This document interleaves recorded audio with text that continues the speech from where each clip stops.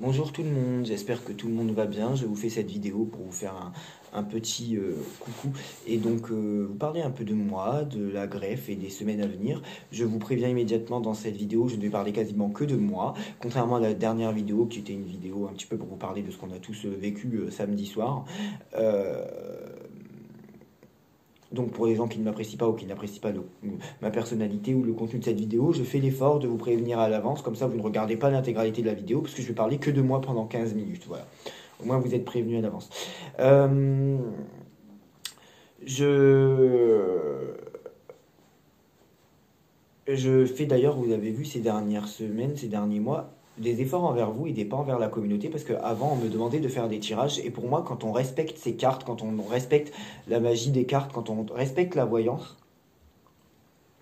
on ne prend pas le tarot de Marseille ou l'oracle G devant 15 000 personnes. On ne dérange pas un tarot de Marseille qui, lui, est créé existe depuis le Moyen-Âge, depuis plusieurs centaines d'années, pour savoir, qui d'ailleurs connaît plus de choses sur le monde que nous-mêmes, au final, hein, le tarot de Marseille, parce que lui a traversé les générations, nous n'avons traversé que quelques décennies. Bon. Mais qu'importe. Donc j'estime que historiquement, le tarot de Marseille a plus de valeur que nous en tant que personnes individuellement et corps physique séparés. Mais c'est pas grave, je pense bien ce que je veux d'ailleurs, comme d'habitude. Bon. Donc, on ne dérange pas le tarot de Marseille pour savoir ce qui va se passer. Est-ce que la guerre va s'arrêter? On sait très bien qu'avec un malade mental comme Poutine, la guerre ne va pas s'arrêter. Oui, oui, j'ai choisi mon camp entre Russie et Ukraine, et bien évidemment, là encore une fois, je fais bien ce que je veux. Bon, ensuite, donc pour la greffe de cheveux, j'ai pas du tout mal, j'ai quasiment pas eu mal, j'ai bien cicatrisé, je suis quelqu'un qui cicatrise bien en général. Ça me gratte beaucoup les cheveux, mais c'est pas des poux. C'est que et ça me gratte les cheveux depuis après l'opération et pas du tout avant. Donc je pense que c'est la cicatrisation. Ils m'ont mis des points noirs là, bah, les implants, les cheveux. Donc contrairement à ce que vous m'avez dit, non, les cheveux qu'on vous prend sur la couronne occipitale, l'occiput, vous savez, les cheveux qu'on vous prend ici, parce qu'en général la calvitie ça commence là et ça va là ou par là, là il y a des problèmes, mais pas ici. Vous voyez ce que je veux dire? Pas là, pas là. Voilà. Donc en général, on vous prend les cheveux d'ici pour vous les réimplanter ici. Vous voyez? Voilà. Bon. Et donc ils prennent les cheveux en les coupant au niveau du follicule pileux. Au niveau du follicule pileux. Et donc, ça ne repousse pas, parce qu'ils les prennent à la racine. Bon. Donc non, ça ne repoussera pas. Là où j'ai des légers trous, non, ça ne repoussera pas. C'est pas. Vous êtes bien gentil, je vous apprécie beaucoup, chère communauté. Mais même si vous êtes ceux qui me soutiennent, non, vous n'êtes pas chirurgien. Je pense que c'est les chirurgiens qui savent mieux leur travail. Non, quand on prend un follicule pileux et qu'on le coupe à la racine, non, il ne repousse pas. Non, non, c'est pas possible. Donc, non, je suis pas content de la manière dont ils ont travaillé. Pas très content de la. Je trouve que la ligne frontale qu'ils ont redessinée n'est pas très correcte, mais c'est pas grave. Ensuite, concernant Moumoun, bon, bah, c'est un chat que je connaissais beaucoup, oui, parce que pour ceux qui ne sont pas au courant, qui n'ont pas vu ma dernière vidéo, j'étais invité à une soirée raclette chez mes meilleurs amis ce week-end, samedi soir, et en plein milieu de la soirée raclette, on apprend de quelque manière que ce soit que leur chat vient de se faire renverser devant eux à 22 h, la tête complètement en sang par terre. Enfin voilà, excusez-moi, c'est dramatique. Ils avaient deux chats, ils ont perdu leurs deux cette année, voilà. Donc ils en ont eu un nouveau ces derniers mois. Donc c'est-à-dire qu'ils en ont eu trois en tout, mais pas les trois en même temps. Parce qu'ils ont perdu Tigrou, qui est le genre de chat pacha, vous savez, le chat gros pépère, pacha, très câlin, je vous passe les détails, qui avait 6 ans d'ailleurs, et qui est mort certainement d'un arrêt cardiaque en rotant. Il a perdu la vie immédiatement en ayant un rot sur ma meilleure amie ou à côté, parce qu'il était très proche de ma meilleure amie. Ensuite, donc ils avaient Tigrou et Moumoun. Tigrou est décédé quand ils étaient en appartement. Ils ont déménagé en maison, et ensuite donc ils ont eu toujours Moumoun, qui a traversé du coup toute cette année, hein, parce qu'elle a vécu 4 ans, et récemment Chanel, ils ont eu récemment Chanel, on s'en fiche, c'est pas ça le souci. Et donc du coup bah, ils ont perdu, donc effectivement ce week-end Moumoun. Et j'ai du mal alors déjà quand il m'avait appris pour Tigrou, j'étais parti en vacances d'ailleurs, je m'en voulais un peu parce que bon, ça s'est passé pendant que je suis parti en vacances, donc j'y étais pour rien. Mais je m'en voulais de ne pas pouvoir être présent pour eux. Mais alors là par contre pour Moumoun, même si j'étais plus proche de Tigrou, et j'expliquerai pourquoi, bon, enfin, c'était surtout Tigrou qui était plus proche de nous que Moumoun. C'est surtout ça aussi, hein. Moumoun, c'est simple. Moumoun, elle était solitaire. Elle n'était pas agressive. Vous la caressiez ou vous lui faisiez un bisou. Si vous y arriviez, hein. Elle n'allait pas vous agresser. Pas du tout. Mais bah, elle allait surtout. Est-ce que c'était une solitaire? Est-ce que c'était une peureuse ou elle n'aimait pas des câlins? Mais elle n'était pas agressive. Le peu de fois, et c'était pour l'embêter d'ailleurs, où j'arrivais à attraper Moumoun pour lui faire un câlin, euh, bah, elle se débattait surtout pour partir, parce qu'elle détestait les câlins, à part avec ma meilleure amie. Mais elle détestait, c'était un chat qui n'appréciait pas les câlins. C'est comme ça. C'est comme ça, à part avec ma meilleure amie, dont elle était très proche. C'était sa maîtresse. Bon, voilà. Donc Moon, c'était celle. C'est vrai que de tous les chats que j'ai connus, et j'ai connu aussi deux chats au début pour mes meilleurs amis, qui étaient Bella et Moki. Il y en a une des deux qui est pareil, est décédée chez eux. Ils n'ont pas de chance malheureusement, et une qui s'est échappée, voilà. Euh, mais j'ai une préférence pour Chanel. Là, celle qu'ils ont en ce moment, je l'aime beaucoup. Mais bon, des cinq chats, je crois que j'ai connu cinq de leurs chats. Bah, Moumoun, sur les 5 chats que j'ai connus de meilleurs amis sur les 6 ans depuis que je les connais, Moumoun est peut-être celle avec qui j'étais le moins proche. Et pourtant, bien évidemment, ça m'a affecté, ça m'a fait quelque chose. J'ai fait partie des 3-4 premiers adultes à l'avoir là, sans vie, à nos pieds, samedi soir. Oui, bien sûr que ça m'a fait quelque chose. C'était une soirée où on avait prévu de faire une soirée raclette et pas de découvrir pendant la soirée. Là où leurs voisins étaient invités, ils font ce qu'ils veulent. S'ils ont envie d'inviter leurs voisins, ils invitent leurs voisins, bien évidemment. C'est pas un problème.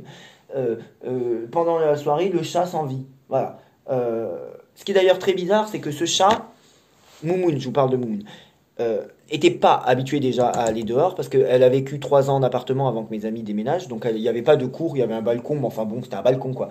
Et là, depuis quelques mois, peut-être 6 mois à peine, ils sont dans cette maison. Bon, enfin encore 6 mois. Je crois qu'au mois d'avril, non, ils n'étaient pas encore dans cette maison. Ça fait même pas 6 mois qu'ils sont dans cette maison. Ils ont une cour. Et Moumoun s'est très très vite adaptée à aller dans la cour. Très très vite. Alors qu'elle ne connaissait pas la cour, elle connaissait pas le jardin, elle connaissait pas le dehors. Elle a jamais connu ça. À part quand elle était dans le ventre de sa mère. Mais c'est tout. Bon. Et elle s'est très vite adaptée. Et Moumoun n'allait jamais sur la route, jamais. Elle restait pendant des heures dehors. Mais de toute façon, c'était un chat qui aimait être dans son coin. Elle était dehors. Si vous l'appeliez pour rentrer, elle ne rentrait pas. Vous pouviez faire ce que vous voulez, elle ne rentrait pas. Et si vous alliez la chercher, Moumoun elle se barrait. Moumoun ne supportait pas les câlins, c'est comme ça. C'est comme ça. Il y a comme des êtres humains qui n'aiment pas trop les câlins, qui n'aiment pas être collés. C'est comme ça. Il fallait le respecter. C'est comme ça. Bon, donc c'est pour ça, vu qu'elle n'était pas très proche de l'être humain, moi je ne me sentais pas proche de Moumoun. Mais bien évidemment, ça m'a fait quelque chose et je compte acheter une petite plante pour qu'on la mette là où ils l'ont mis. Et ils font ce qu'ils veulent, je fais ce que je veux de mon argent et eux ils la mettent où ils veulent. Bon, donc euh, ça m'a fait quelque chose, même si c'était le chat dont j'étais le moins proche, euh, parce que c'était le chat le moins proche de nous, ça m'a fait quelque chose. Elle avait que 4 ans, elle était là sans vie, pour moi elle méritait de vivre. Alors j'ai validé tous vos commentaires qui, j'en suis certain, feront plaisir à ma meilleure amie. Il y a juste un commentaire, je n'ai pas validé, un commentaire qui disait c'est mieux de perdre un chat qu'un enfant. Alors peut-être que ce commentaire était bien pensant et se voulait réconfortant pour peut-être dédramatiser la situation, peut-être. Mais par respect pour ma meilleure amie, je ne peux pas valider ce genre de commentaire, ça n'est pas possible. Non. Même si on peut penser ce qu'on veut, certains peuvent penser que la vie d'un enfant est plus importante que la vie d'un chat, et certains peuvent penser que la vie d'un chat est plus importante que la vie d'un être humain. Chacun peut penser ce qu'il veut. Je pense que personne ne détient ni la bonne réponse ni la mauvaise réponse. J'ai mon avis sur la question. J'ai mon avis, en effet, qui restera d'ailleurs privé, sur le fait de est-ce que la vie d'un enfant vaut plus que la vie d'un chat, ou la vie d'un chat vaut-il plus que la vie d'un enfant. J'ai mon avis sur la question et je fais ce que je veux et je pense bien ce que je veux. Par contre, peu importe mon avis et que je sois en accord ou même en désaccord avec ce commentaire-là, je ne pouvais pas valider ce commentaire-là. Bien sûr que non. Mais je pense qu'il était bien pensant. Surtout vu qu'il a écrit. Bien sûr, donc excuse-moi, hein, je ne pouvais pas valider ce commentaire, bien évidemment. Oui, donc voilà, ça m'a fait quelque chose parce que, en fait, voilà, je m'inquiète un peu pour elle dans le sens où elle avait 2 chats et elle a perdu ses 2 chats cette année. Ouais. Et elle est très proche de ses chats, bon, encore plus de ses enfants, c'est normal. Donc ma meilleure amie est une fille, une femme qui a 3 enfants d'ailleurs, elle s'en occupe très bien. Euh, mais elle est très proche de ses chats aussi. Elle aime beaucoup les chats, mais elle a le droit. Moi, je déteste pas les chats. D'ailleurs, quand je dis que j'aime pas, je pense que c'est pas le bon terme. C'est juste que je ne me sens pas proche des chats. Ne serait-ce que par mon allergie. Et je n'aime pas avoir des poils d'animaux sur moi. Donc, les chiens et les chats ne sont pas mes animaux préférés. Mais c'est pas grave. Ça m'a pas empêché d'être triste pour Moumoun et d'être à 2 doigts d'y acheter une plante. Bon, après, c'est pas grave. Je fais ce que je veux, hein. Je fais bien ce que je veux, hein. Si j'ai envie de mettre 30 euros dans une plante, je mets 30 euros dans une plante et personne ne me l'interdira. À part eux, s'ils ne sont pas intéressés. Bon. Voilà. Mais si j'ai même envie de mettre 40 euros dans une plante pour le chat, je mets 40 euros dans une plante pour le chat. C'est mon problème. Je fais un peu ce que je veux là. Bon, donc voilà. Mais voilà, ça m'affecte en fait. Voilà, ce sont mes meilleurs amis. C'est un chat que j'ai. C'était pas n'importe quel chat pour moi. C'est un chat que j'ai gardé 1 ou 2 fois quand ils sont partis en vacances. C'est un chat qui me faisait galérer pour lui faire des câlins. C'est vrai pour Moumoun, paix à ton âme. Et bah, c'est un chat que j'ai connu, que j'ai vu grandir, contrairement à Tigrou que j'ai connu. Tigrou, je l'ai vu, il avait 3 mois, alors que Moumoun, je l'ai vu dans le ventre de sa mère. Parce que sa maman à Moumoun, une chatte qui est sûrement en vie, c'était un chat que ma meilleure amie avait récupéré dehors, qu'elle avait ensuite mis à l'intérieur. Et donc la maman de Moumoun a accouché de plusieurs chats, dont Moumoun. Et donc les autres chats ont été donnés, les autres bébés, quand ils étaient prêts à ne plus être collés à leur mère, ont été dispatchée un peu par ma meilleure amie. Il y en avait que 3 ou 4. Elle en a donné à des gens de confiance autour d'elle. Elle a même aussi donné la maman à une personne autour d'elle. Par contre, elle a gardé Moumoun. Donc au final, c'est même pas Moumoun que j'ai connu en premier, c'est sa maman, qui était un chat de la rue, quoi. Le chat avait ça le caractère, la mère avait ça le caractère. Euh, Moumou n'était pas câline, je pense, comme sa mère, mais pas aussi agressive, pas du tout. Bon, voilà, donc pour terminer cette histoire, bien sûr, ça m'a affecté. Voilà. Ensuite, bah pour la greffe, je vous ai dit ce que je vous en pensais, ce que j'en pensais. Je ne vais pas pour le moment, pour les personnes qui sont à Lyon, parce que j'ai beaucoup aimé Lyon, je ne vais pas pour le moment pouvoir repartir en, n'est-ce pas Angela, hein, je ne vais pas pouvoir repartir en vacances pour le moment. J'ai des soins à payer pour mes cheveux. On me fait une prise de sang, vous savez. Pour ceux qui sont un peu sportifs, on vous fait une prise de sang, on vous prend votre sang, ce qu'on appelle le sang, mais en fait, et ensuite ils prennent votre sang, ils le centrifugent dans une centrifugeuse, c'est logique, Jordan, et, et ils séparent le plasma et les plaquettes. Le plasma, c'est la PRP, le plasma riche en plaquettes. Ils virent, ils jettent des globules blancs, des globules rouges, et ils gardent les plaquettes, principalement, les plaquettes. On a tous des plaquettes dans le sang, c'est obligatoire, sinon on serait pas là. Bon, les plaquettes. Et ensuite, avec une grande aiguille, j'avais l'impression d'ailleurs que ça faisait un peu comme quelque chose qui roule comme une bille, ils me réinjectent mon sang,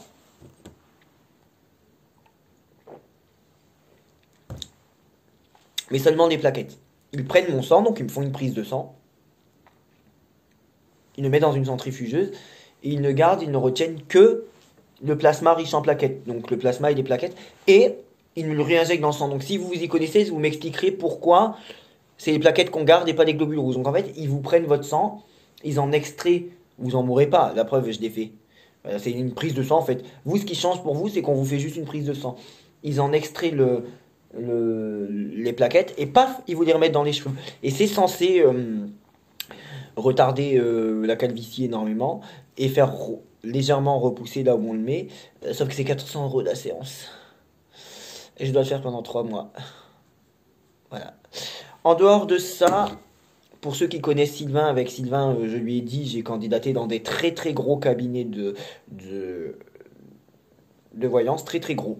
Bah, de toute façon, les plus gros cabinets de voyance sont Kang, Wengo, Avigora, Spiriteo, One Voyance, Cosmospace. Ce sont les plus gros cabinets de voyance. Bon. Parce que j'ai envie de continuer de travailler là-dedans. Et parmi les 6 que je viens de citer, Kang, Wengo, Avigora, Cosmospace, One Voyance, Spiriteo, parmi les 6 que je viens de citer, on peut les citer même dans l'ordre inverse, hein, Avigora, Spiriteo, Kang, Wengo, Cosmospace, One Voyance, peu importe l'ordre dans lequel on le cite, ça ne veut rien dire d'ailleurs. Parmi les 6 dans lesquels j'ai candidaté, il y en a un qui m'a spécialement retenu. Et c'est d'ailleurs celui que je sentais le mieux par intuition. Et c'est d'ailleurs celui à qui j'ai dit à Sylvain, c'est celui-là pour lequel je veux travailler. Et c'est celui-là que mon intuition avait choisi. Intuition. Mais attention, mon intuition peut être différente de mes goûts personnels. Et pourtant, même dans mes goûts personnels, c'était ce cabinet-là que je voulais. Je commence pour eux aujourd'hui. D'ailleurs, et ils sont très très très très très sérieux. Ils me disent, voilà. Un client, le jour de l'entretien, un client paye tant par email. Un client va payer tant pour une voyance par email. Vous gagnez tant. Je trouve qu'on est bien rémunéré d'ailleurs. Mais on attend de vous une réponse importante, une grande réponse, et pas juste un oui ou non. Donc, ce qui signifie que le responsable de recrutement m'a bien fait comprendre qu'ils veulent que les clients soient contents. Et c'est ça que j'apprécie dans ce cabinet. Ils ne veulent pas, exemple, le client paye 30 € une voyance par email. C'est un exemple. Le voyant peut gagner, pourquoi pas 16. C'est un exemple. Bon. Après, il faut bien que le cabinet gagne quelque chose aussi, ça je les comprends. Eh bien, ils m'ont dit, vu le prix que le client paye, on ne veut pas que le client ait seulement 3 lignes comme réponse. Et ça, ils le disent à tout candidat, bien sûr. Ils m'ont dit, on attend de vous une réponse concrète, plusieurs paragraphes, voilà. Et je me dis, ah, enfin un cabinet qui est soucieux du prix payé par les consultants et qui est soucieux de la satisfaction du client. Bon, après, on a bien compris j'ai bien compris qu'ils étaient là pour faire de l'argent aussi, mais enfin, est-ce qu'on peut leur en vouloir? Ils insistent surtout sur le fait qu'il faut travailler 8 heures par jour. Moi, je leur ai dit, je ferai jamais 8 heures par jour. Déjà, c'est hors de question. J'ai une vie privée et j'ai pas envie de me coltiner 8 heures de voyance par jour. Quand en plus, je leur ai dit, on ne peut pas faire 8 heures de voyance tous les jours dans la semaine et être au maximum de nos capacités pour les clients. Ça n'est pas possible. On ne peut pas être performant. J'ai dit, si vous êtes tellement intéressé de la satisfaction de votre client, ne croyez pas des voyants qui travaillent pour vous et qui bossent 8 heures par jour. Non, bah non. Donc voilà, on est assez libre, on est totalement libre sur notre emploi du temps. On se connecte, on se déconnecte quand on veut. Il y a plusieurs choses qui me séduisent dans ce cabinet-là, mais notamment le fait qu'il soit très chiant sur la partie administrative, légale, les numéros de TVA intracommunautaires. Oh, ouais. Très chiant, mais chiant dans le bon sens. C'est vraiment très, très, très, très, très sérieux, très, très, très pointilleux, très, très procédurier. Très, très, très, très, très procédurier. C'est très, très... ouais. Non, non, c'est vraiment... ils prennent en compte quand même le travail du voyant parce qu'il faut pas penser, hein. Quand vous appelez un voyant dans un cabinet de voyance ou que vous payez par carte bleue, le voyant est très mal payé, hein. Le voyant ne gagne pas sa vie, hein. Je vous le dis tout de suite. Le voyant ne gagne pas sa vie, à part s'il travaille sur YouTube, qu'il travaille à son compte et qu'il ne travaille pas pour un cabinet. Bah là, sur 80 euros une heure de voyance, il gagne 80 euros à part 22% qu'il reverse. Non, les voyants ne gagnent pas leur vie, même en travaillant dans un cabinet de voyance. Le cabinet gagne plus que le voyant. Est-ce que c'est clair? Au cas où, bon. Et ce cabinet-là offre au voyant, s'il fait au minimum 2000 minutes de consultation dans le mois, une prime à chaque palier, qui vous donne en plus de ce que vous avez gagné. Donc, il cherche à, comment dire, on va pas leur en vouloir de mieux rémunérer les voyants que les autres quand même. On va pas leur en vouloir. Et ça d'ailleurs, je ne savais pas quand mon intuition avait choisi. En fait, j'ai vu que c'était ce cabinet-là que je voulais bosser pour eux. Je ne savais pas tout ça. On ne savait pas qu'ils étaient aussi chiants, qu'ils étaient aussi sérieux. L'ancien cabinet Medium Mysteria pour lequel j'avais travaillé, c'était parce que j'avais trouvé que ça. Et que j'avais envie de travailler aussi dans des cabinets. Bon. Mais voilà, c'était à peu près tout ce que je voulais vous dire dans cette vidéo. Là, je commence à ne plus savoir quoi vous dire. En tout cas, je suis très content de travailler dans ce cabinet. Donc, dans les semaines à venir, je regarderai les résultats du prix Goncourt le 24 ou le 25 octobre. Ils vont en retenir 4 sur les 8 actuels, je crois. Et j'avais fait une vidéo là-dessus. Je vous ferai une vidéo en astrologie pour savoir comment fonctionne l'astrologie. Parce que ce n'est pas parce que vous êtes vierge du même signe que quelqu'un et que tous les deux, du même signe solaire et que tous les deux, vous êtes... de comportement et tempérament différents que l'astrologie n'existe pas, ça ne veut rien dire. Votre signe solaire, c'est-à-dire votre signe de naissance en astrologie, n'est pas le plus important. Moi, quand j'interprète le thème astrologique de quelqu'un, je commence par les dominantes. Quel est le signe dominant qui peut être différent du signe solaire? Je suis Scorpion à 35% alors que mon signe solaire, c'est la Vierge. Quel est votre mode dominant? Mutable, cardinal, auquel on peut associer aussi le terme décisionnaire, fixe. Donc, pardon. Mutable, cardinal, décisionnaire ou fixe. Quel est, d'ailleurs, votre mode dominant peut être différent de votre mode solaire dominant. Par exemple, Taureau est un signe de mode fixe. Quel est votre élément dominant? Eau, air, terre, feu, quand vous savez que les 3 signes d'air et les 3 signes de feu forment la polarité masculine et les 3 signes d'eau et les 3 signes de terre forment la polarité féminine. Quelle est votre planète dominante? La planète de votre signe solaire, parce que par exemple, pour la Vierge, Mercure gouverne la Vierge. Mais votre planète solaire et votre planète dominante sont deux choses différentes. Quelle est votre maison dominante? Parce qu'il y a 12 maisons en astrologie. Votre maison, par exemple, un Vierge qui a Mercure dominant, pas parce que Mercure gouverne la Vierge, parce que Mercure gouverne son thème astrologique. Et un Vierge qui a Pluton dominant ne vont pas réagir de la même manière. Quelle est votre maison dominante? Moi, j'ai la maison 10 dominante sur mon thème astrologique, et pourtant la maison 10 n'est pas la maison de la Vierge, qui est plutôt la maison de la santé et du travail et de la vie quotidienne, de la vie tous les jours. La maison 10 serait plutôt le but de vie, la destinée, le destin professionnel, mais pourquoi pas le but de vie, le but professionnel, la destinée, le destin professionnel, et pourquoi pas la relation avec le père ou la figure masculine ou l'autorité masculine, quand on sait que le 10 est opposé, le milieu du ciel est opposé à la maison 4 qui lui est le FC, le fond du ciel. Bon. peu importe, voilà. Ensuite, quelle est votre planète dominante? Est-ce qu'elle est conjointe à une des 4 maisons angulaires? Oui, pour ceux qui ne me connaissent que depuis quelques semaines, je pratique l'astrologie, j'interprète aussi des thèmes astrologiques. Et je l'ai prouvé d'ailleurs dans plusieurs lives, j'arrivais tout le temps à deviner l'heure de naissance de quelqu'un en live avec son thème, avec son signe de naissance et son ascendant. Donc oui, vous pouvez même être vierge ascendant scorpion comme moi et comme Louis XIV, et pourtant Louis XIV n'avait pas du tout la même personnalité que moi. Pourquoi? Parce que nous n'avons pas les mêmes dominantes, nous n'avons pas la même polarité dominante, nous n'avons pas le même signe dominant, nous n'avons pas le même élément dominant, nous n'avons pas la même maison dominante, nous n'avons pas la même planète dominante, nous n'avons pas la même alors, signe, élément, mode, planète, maison, polarité et les cadrans, les hémisphères. Voilà. Bon. Et puis peut-être que lui a des oppositions, des trigones, des carrés, des conjonctions, des sextiles, des noviles, des semi-sextiles que moi peut-être je n'ai pas. Voilà. Peut-être. Peut-être. Peut-être que lui, il n'est pas né en pleine lune en poisson comme moi. Oui, je suis né en pleine lune en poisson. C'est pour ça que mon signe lunaire est, est le signe du poisson opposé à mon signe solaire. Peu importe. Je vous embrasse fort et puis merci pour votre soutien envers ma meilleure amie.